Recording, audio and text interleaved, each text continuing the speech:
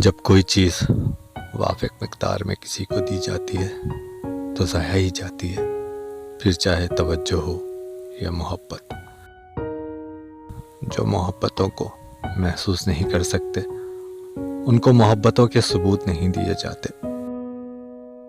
मोहब्बत वफ़ादार के लिए ज़िंदगी की दास्तान है।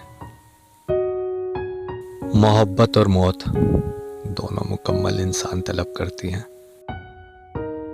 मोहब्बत साये की तरह होती है, जब हमें उसकी आदत पड़ जाती है तब शाम हो जाती है। बेशक हलाल मोहब्बतें खूबसूरत होती हैं। मोहब्बत का तकाज़ा यह है कि जो लोग आपके लिए मरते हों उन्हें अपने हाथों से नहीं मारते। मोहब्बत वो वाहिद जंग है जो हथियार डाल के जीती जा सकती है।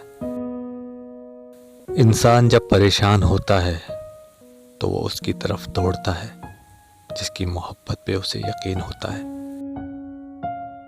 अंधी मोहब्बत हो या फिर अंधा एतमाद, दोनों मिलके गहरी खाई में गिरा देते हैं।